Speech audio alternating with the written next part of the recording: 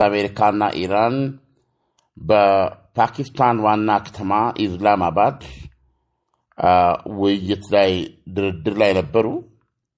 ይሄ ድርድር ደግሞ የመጣው የአሜሪካው ፕሬዝዳንት ዶናልድ ትራምፕ ዛሬ ምሽት ስልጣኔ ይሞታል በሚል ከባድ ማስጠንቀቂያ የታገዘ የመሰረተ ልማት ጦርነት እንደሚያካሂዱ የሰጡትን የቀነ ገደብ ማስጠንቀቂያ ተከትሎ ፓኪስታን በተጫወተችው በእውነት አዳኝ ሚና ይሄ ነገር እንዳይከናወን ተደርጎ አሜሪካና ኢራን ወደ ድርድር ጠረጴዛ እንዲመለሱ መደረጉን እናውቃለን እና ለ15 ቀን ጊዜ ውስጥ ሁለቱ ሀገሮች ስምምነት ላይ ለመድረስ እስኪችሉ የ15 ቀን ጊዜ የሚሰጥ የድርድር ጊዜ ወስደው ማለት ነው።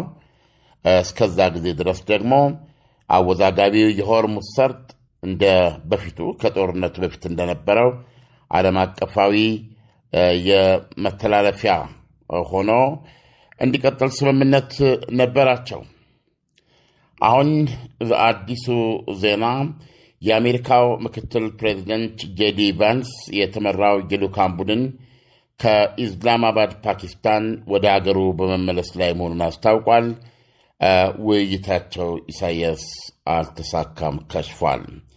የአሜሪካው ምክትል ፕሬዚደንት በሰጡት መግለጫ ከዚህ ሁሉ ማራቶን ድርድር በኋላ ምንድነው የሚሉት? ኢራኖች የኒውክሌር መሳሪያ ላለመያዝ ወይም መያዝ እንደማይፈልጉ ስር ነቀል የሆነ መሰረታዊ የሆነ አቋም እንዲወስዱ ያደረግነው ሙከራ አልተሳካም ብለዋል። የኢራን ዜና አገልግሎት ደግሞ በበኩሉ የሁለቱ ሀገሮች ድርድር ያልተሳካው በአሜሪካ ከልክ በላይ የሆኑ ጥያቄዎች ነው ሲል ገልጿል። እንግዲህ በአንተ ጥያቄ መሰረት ሙሉ ማብራሪያ መስጠት ይቻላል። ለአድማጮቻችን ለማስጨበጥ ግን ለጊዜው የተጠቀሰው በዋነኛነት ለስምምነት ያልደረሱት አንደኛ ኢራን ዋናው ጥያቄ ኢራን የኒውክሌር መሳሪያ እንደማትፈልግ ለዛሬ አይደለም ለነገ በዘላቂነት እንደማትፈልግ ወይም የኒውክሌር መሳሪያ ሊያስይዛት ከሚችሉ መሳሪያ ወይም መገልገያዎች ራሷን ነፃ ለማድረግ አለመፈለግ። በሁለተኛ ደረጃ ደግሞ ከጦርነቱ በኋላ አበይትና አንገብጋቢ ችግር ሆኖ የተከሰተው የሆርሙዝ ሰርጥ የመተላለፍ መብቶች ላይ ወይም ደግሞ ስቴተስ ላይ ሁለቱ ሀገሮች ሊስማሙ አልቻሉም። በዚህ የተነሳ ስብሰባው ድርድሩ ተበትኗል። ጥያቄዎችን ልስማና በቃ መቀጠል እንችላለን። ዓለም ነገሮቹ በጣም እየተወሳሰቡ ነው የመጡት። ምክንያቱም ኢራን አቋሟን ታለዝባለች ተብሎ ነበር የሚጠበቀው። በእርግጥስ ዓለም አሁን ባነሳቸው በሁለቱ ነጥቦች ብቻ ነው ያልተስማሙት። የሚሳኤል የረጅም ርቀት ሚሳኤል ማምረት እና ደግሞ የተጋትሮ ተራዳውን ማፍረስ ወይም ማገዝ የለባትም የሚለውም ሐሳብ ነበረና እነዚህንም ሐሳቦች ተቀብላቸዋለች ወይስ አልተቀበለቻቸውም? በመሰረቱ አድማጮቻችን በጣም ግልጽ እንዲሆንላቸው ያስፈልጋል።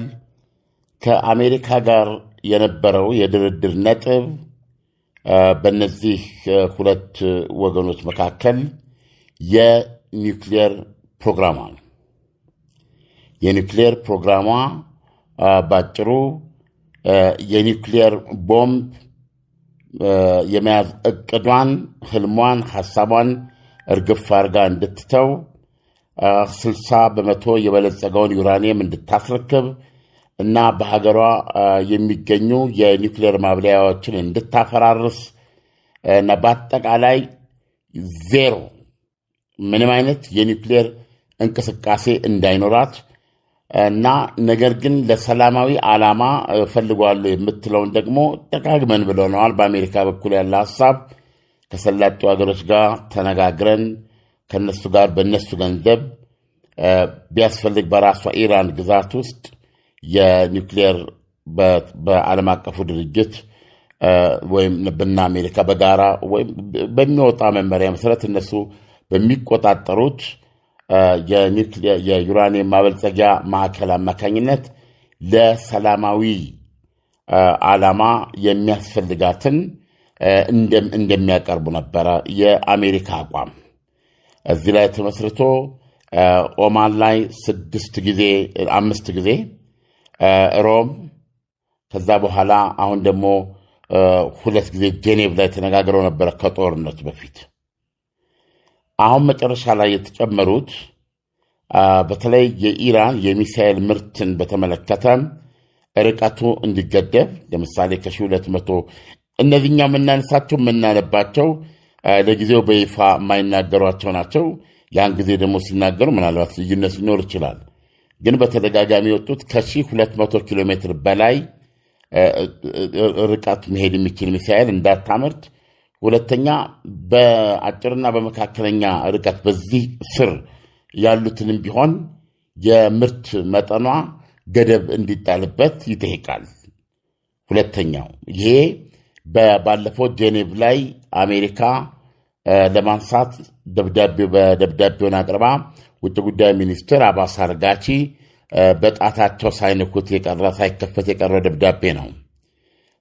እዛ ደብዳቤ ውስጥ ሌላው ጥያቄ ደግሞ በዚህ ኢራን ይሄ ሺዓዊ ተራዳ የሚባለውን ኃይል ጋር ያላትን ግንኙነት እንድታቋርጥ የምታደርገውን የገንዘብ እርዳታም ሆነ የመሳሪያ እገዛ የገንዘብ እገዛና የመሳሪያ እርዳታ እንድታቋርጥ ሙሉ በሙሉ የሚጠይቅ ነበር። እነዚህ 3ቱ መሰረታዊ ሆነው ቆይተዋል ከጦርነቱ በፊት። አሁን ከጦርነቱ በኋላ የምናየው ምንድነው? ሆርሙዝ ሰርጥ የሚባል ሌላ 4ኛ መሰረታዊ ነገር ተፈጥሯል። ከጦርነቱ በፊት ሆርሙዝ ሰርጥ የዓለማችን 20 ሚሊዮን በርሜል ነዳጅ ዘይትና የተፈጥሮ ጋዝ የሚተላለፍበት ነበረ። በቀን ከ120 እስከ 140 መርከቦች ነዳጅና ጋዝ ጫኝ መርከቦች የሚመላለሱበት ዓለም አቀፍ በር ነበረ። በአሁኑ ሰዓት ኢራን እሱን በሉዓላዊነቷ ስር አድርጓለች። ሁለቱ ወገኖች የነበራቸው ሊስማሙ ያልቻሉበት ሁለተኛ አንኳር ጥያቄ ጉዳይ እሱ ነው ተብሎ ተነስቷል። ምን ብዬ ነው ልነግርህ የምችለው? ቤዚካሊ በዚህ ድርድር ውስጥ 21 ሰዓት ያሳለፉት